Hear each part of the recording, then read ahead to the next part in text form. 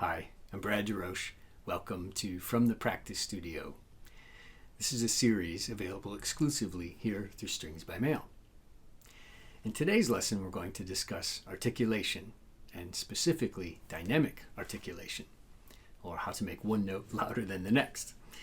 Essentially, what we're dealing with are accents today. So we'll look at the technique of how to actually make an accent on the guitar, the physical technique, and then we'll figure out how to apply that to scales, arpeggios, and block chords. All right, so let's begin. First off, the technique. When we're accenting notes on the guitar, what we really need to do in order to make a note louder is to displace the string further than the other notes.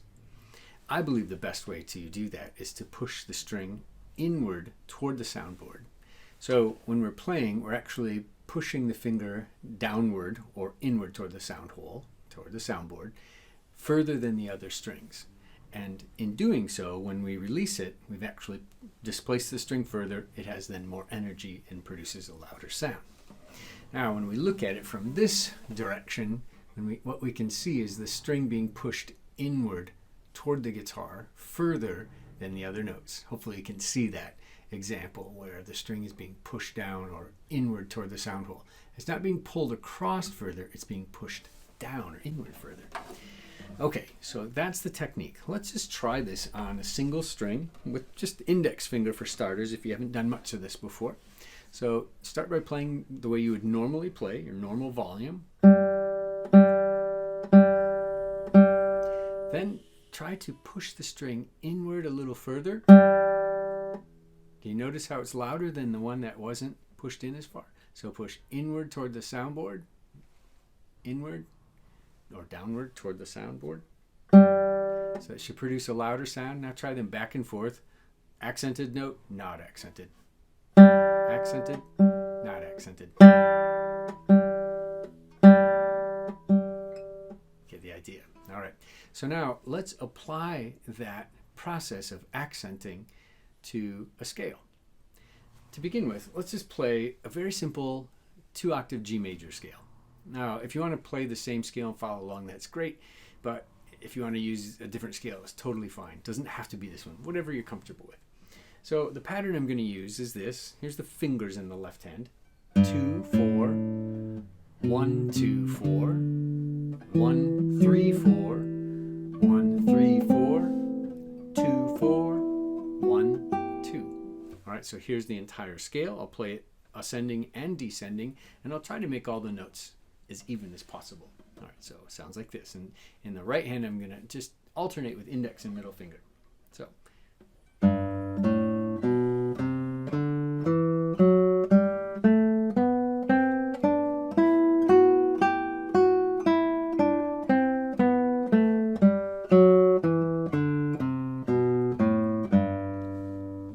Okay, so now let's apply accenting. Now, when it comes to scales, what we really have to do is figure out some different rhythm patterns for accents. And there are many that we could create, but let's keep it simple today and just do a few different ones. Let's do a 2-beat pattern for starters. So a 2-beat pattern, if we did it this way, we could start with the first note being accented and the second note being weak. And let's just try that. So it would be strong, weak, strong, weak, strong, weak. So let's try that together, about the same speed. All right, simple scale. Ready, and strong, weak.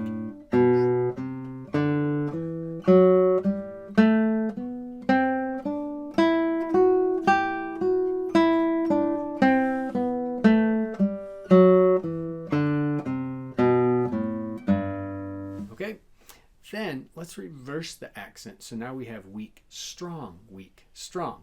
All right, it's going to feel a little different. Ready, weak, strong.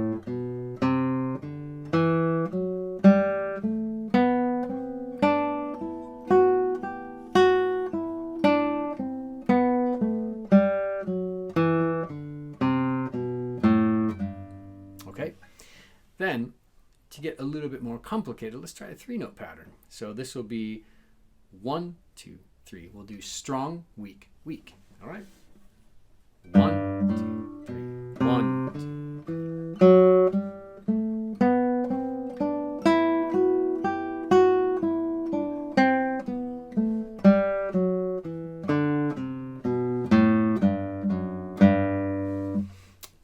And then you could change the accent to being on beat 2, 1, 2, 3, 1, 2, 3, for instance, something like this. So there's so many different patterns you can come up with. You could really just sit and write down all kinds of different rhythm patterns, where you're going to put the accent and so on. I have a little chart in front of me with about 20 or 25 of these little rhythm patterns, and it's just the tip of the iceberg. I've only done 2-beat, 3-beat, and 4-beat patterns using quarter notes.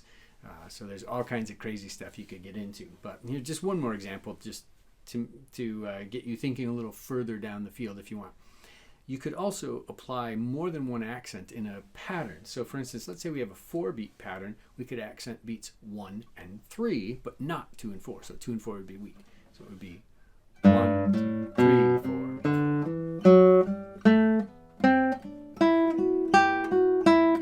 All right, you get the idea. So you can be very creative with accenting. The most important part is to get the technique down first and then try to apply it to scales in some fashion. The more organized you are with it, probably the better the results will be in your practice.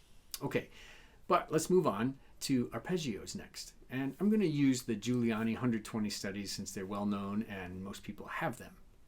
If you don't, well, look them up online. This is public domain material now. Giuliani 120 studies for the right hand. It's his opus 1.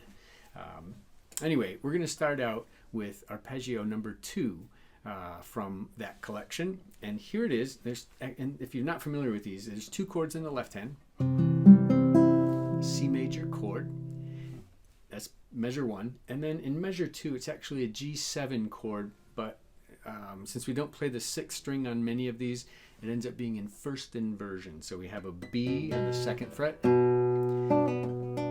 a D on the 3rd fret, and an F on the 1st fret of the 1st string. All right, so that's the chord shape, if you would. G7, so it goes from C to this G7 chord back and forth. All right, so that's the left hand. Then the right hand, in arpeggio pattern number 2, it's thumb, index, middle, P-I-M, P-I-M, P-I-M. Okay, so we're going to try this, just first making all the notes even.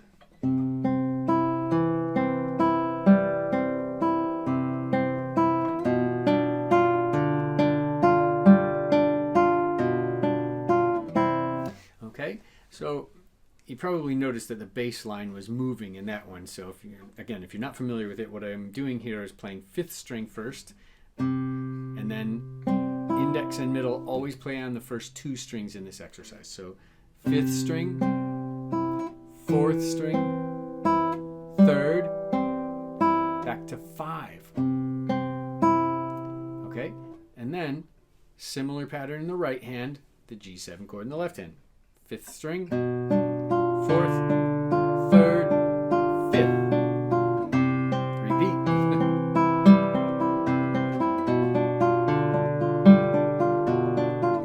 Okay, so now let's do this where we accent individual notes. Let's start with the thumb. And so we'll accent the thumb notes, but you also have to make the index and middle notes normal sounding or quieter than the accented note, which is a little trickier to do than it might seem at first. So push the thumb note in just a little bit more, and then those two are normal or weaker sounding than the thumb.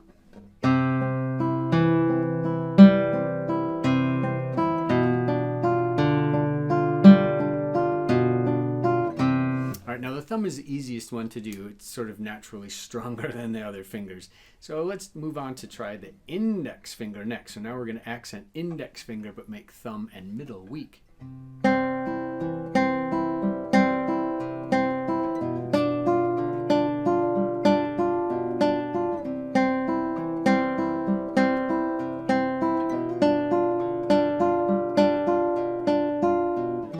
All right, then middle finger on the 1st string.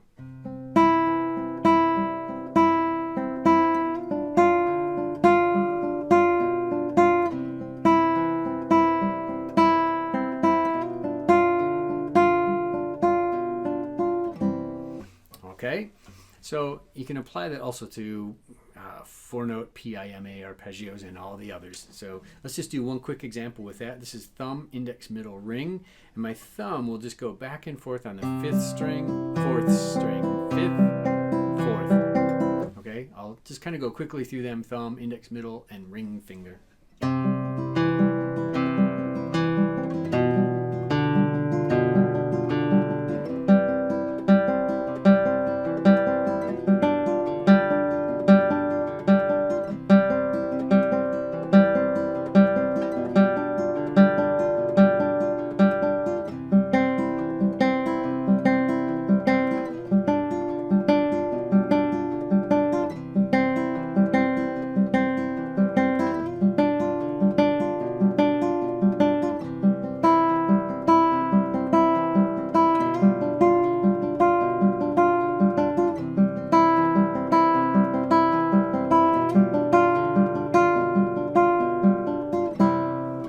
Okay, so you can apply it to many different arpeggios. It doesn't have to just be those two patterns in the right hand, but the idea is to accent individual fingers, thumb, index, middle, and ring, one at a time. And once you get used to that, it becomes very handy with so much of the repertoire. I mean, just everything from, say, Spanish Romance on down the line.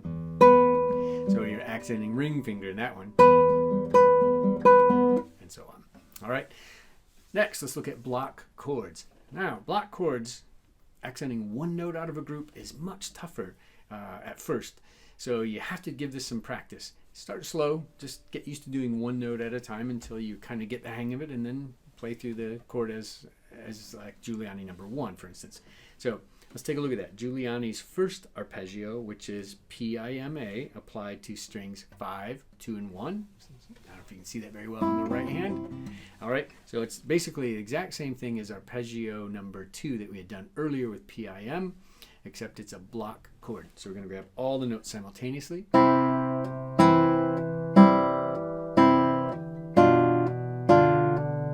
Okay. Now, that's with all the notes being even. This time let's accent the thumb. When you first do this, it feels very awkward, I think, and it's hard to do, but you'll get used to it. Push the thumb in just a little further and make index and middle a little weaker.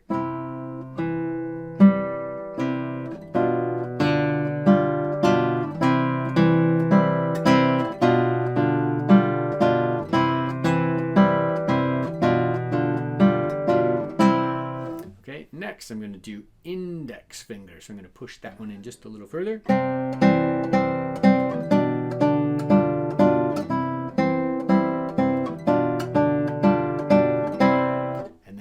Finger on the top.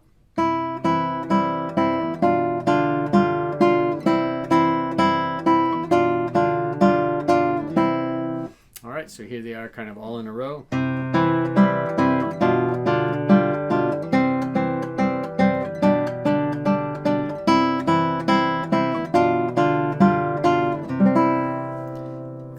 So that was applying accents to individual fingers within a block chord. It's a very handy technique. You'll use it a lot where you have to bring a single note out of a texture in a block chord.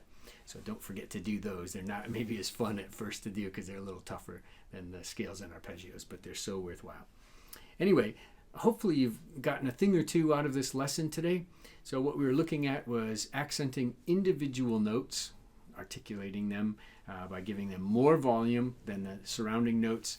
And the way to do that, again, the technique is to push the string in a little further to displace it further than the others. So by pushing it in toward the soundboard helps to get that volume out of that individual note. Takes some practice, but do apply it to scales, arpeggios, and block chords, and you will find that it will pay great dividends when you're playing repertoire. It'll make you more expressive. All right, that's all for this time. Hope you enjoyed this session from the practice studio. I'm Brad DeRoche, and we'll see you next time. Cheers.